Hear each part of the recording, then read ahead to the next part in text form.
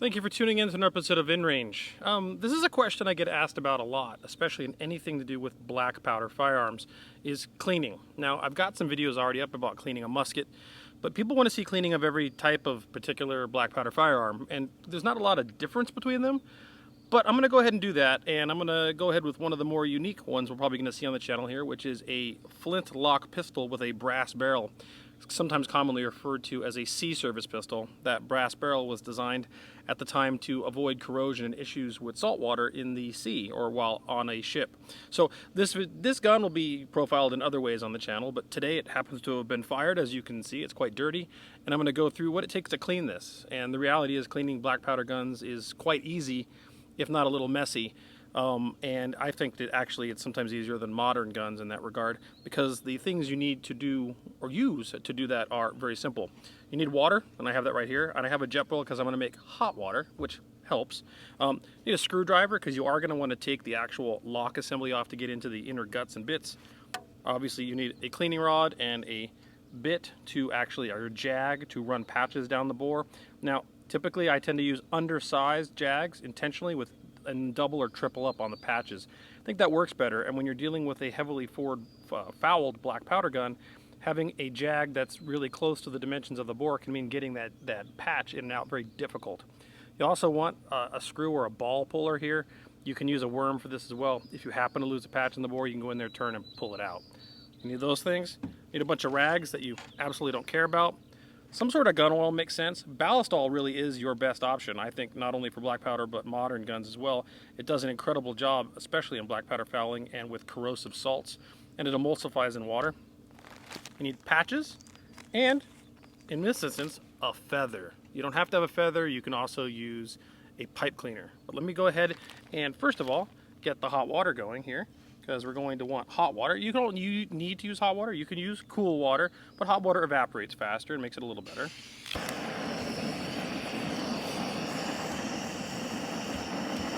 So we're going to get that going, and I'm going to change the camera angle to show you the whole cleaning process. Alright, that water is going to be hot enough than we need it to be for this purpose. So the first thing I'm going to really do, as you can see, first of all, this is absolutely filthy, and this is what black powder does. Yes, it's pretty gross and dirty, but again, quite easy to clean up.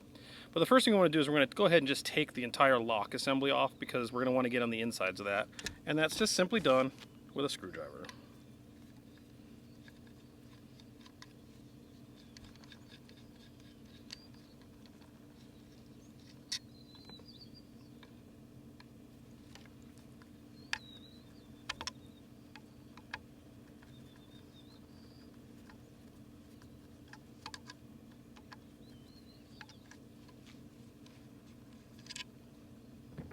Once the screws are out, a little bit of wiggling, finessing, and boom, your entire lock is taken out of the gun assembly, which just shows a bunch of raw wood.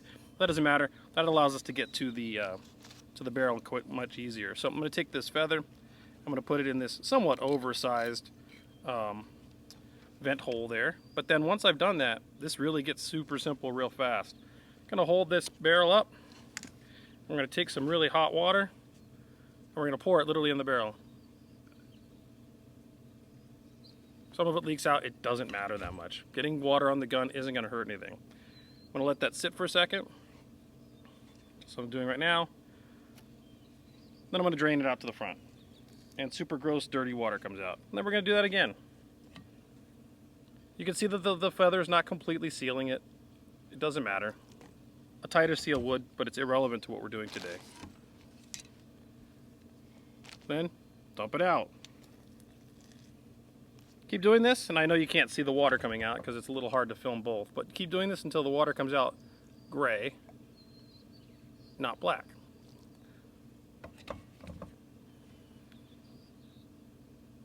It's making a pretty good seal now. You can see that the water's just sitting there in the barrel. It's not leaking out the bottom at all.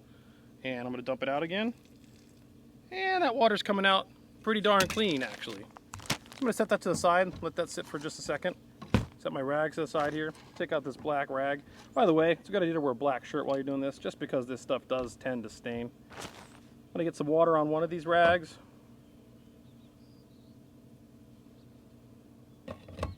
And then I'm just literally just going to use water, right? Most capable solvent in the world to, well, in theory, but one of the most useful and universal solvents. And I'm just going to clean all this off. And you can see that black powder fouling really isn't hard to remove with water. In fact, look at this. It's almost silvery. It's completely silver again. And you're just going to wipe all this down with hot water.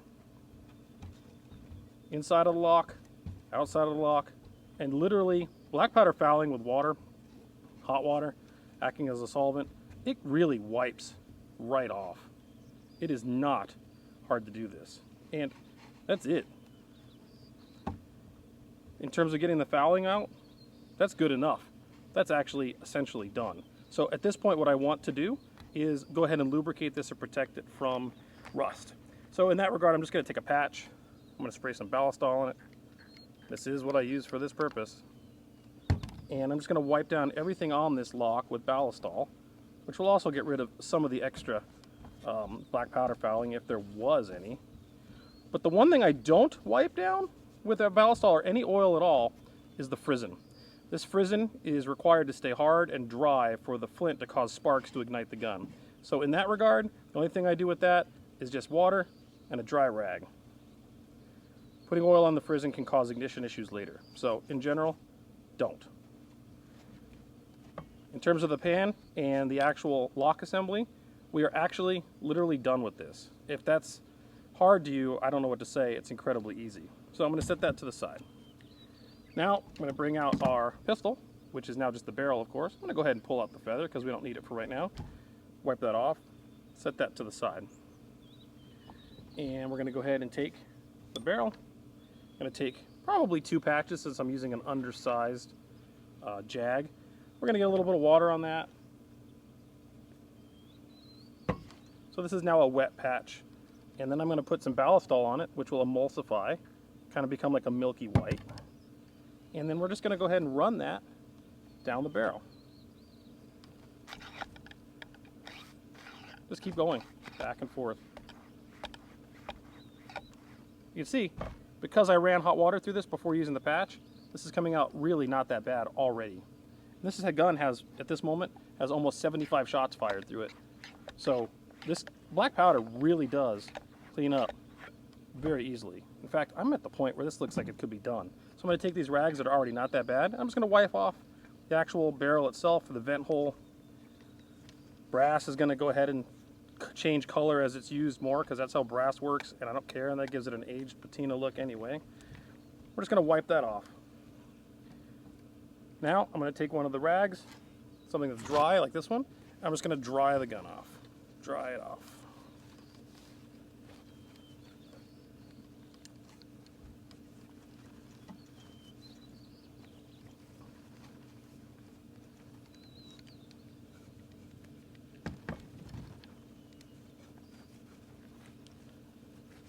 Well, that wasn't hard, was it? So now what I'm going to do is just take 2 dry patches, and I'm going to run them down the bore and see what we look like without any Ballistol or oil on it at all. Again, I don't know that other people recommend this, but I really do recommend just using extra patches and reducing the size of your jag. Otherwise, you will experience stuck patches. That little bit of gray right there, that's nothing. As far as I'm concerned, this is done. Go one more time. Yeah, white. So now, just to protect the bore, I'm going to take those same patches because there's nothing on them. Spray it down with some Ballistol. This time no water. This is just straight Ballistol. I'm going to run that down the bore. That's just to essentially protect the barrel from rust. Well, in this instance, any form of corrosion. Rust probably isn't the right word when we're dealing with brass, right? Run the outside of it just to clean it off a little bit. I do the same thing to the pan. Excuse me, the lock assembly. Except for the frizzen, as I said earlier. Well, those patches are useless. We're done with that. And then we go ahead and put the lock assembly back onto the gun. Sometimes this requires a little cajoling. I'm going to use a little bit of cleaning lube on the actual screws just so they don't get bad, because black powder fouling tends to go on everything. Oh, drop that. I don't need it anymore. And then we screw the gun back together. Screws are back in. Let's see, what rag do we have here that's dry. This one's dry and has no oil on it. So at this point, we're just going to wipe all the excess off because we have quite a bit of extra on here that we don't need. Gun doesn't need to be slippery.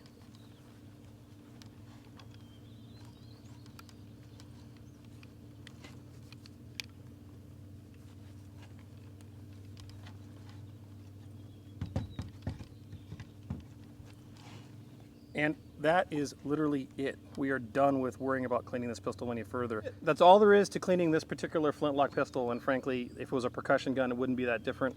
You take the percussion cone off and clean that probably in a separate dish. You can screw it out with a screw, with a tool, but obviously there's no percussion cone on this to do that. This just has a vent hole and a pan. But really, the realities of cleaning these black powder guns is the same regardless. Now, it's not much harder with a rifled barrel. It takes a little more effort because the rifling tends to hold on to more of the dirt than a smoothbore does. But the reality is the same process applies. Hot water, some rags, let the water sit in the barrel for a little bit, let it drain out, run the patches through the barrel, make sure it comes out relatively clean, then clean it and then lubricate it with some sort of oil. I happen to recommend Ballistol. Taking the pan off is, the lock is super easy. It's 2 screws, wipe it all off, get it oiled down. Don't neglect that. It will corrode within the stock if you don't see it. And black powder fouling does get between the lock assembly and the barrel. But it really makes these guns super easy to clean. Using just plain old water and Ballistol makes it a simple process. And the best recommendation I can make to you is to use undersized jags so you don't get patches stuck in the bore. That's it. Hopefully you enjoyed watching this getting cleaned and understanding how simple it is to maintain these types of weapons.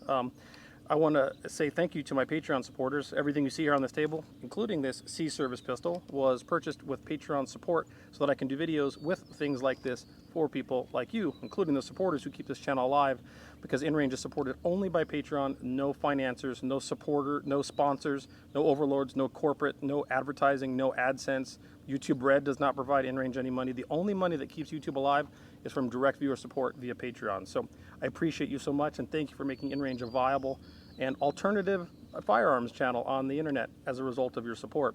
If you'd like to be one, please consider it. You can support us at patreon.com/InRangeTV. If you can't, I do understand. Just subscribe to one of our multiple distribution points. We're not just on YouTube. You can find them all at InRange.tv/watch. Thanks, and share with your friends.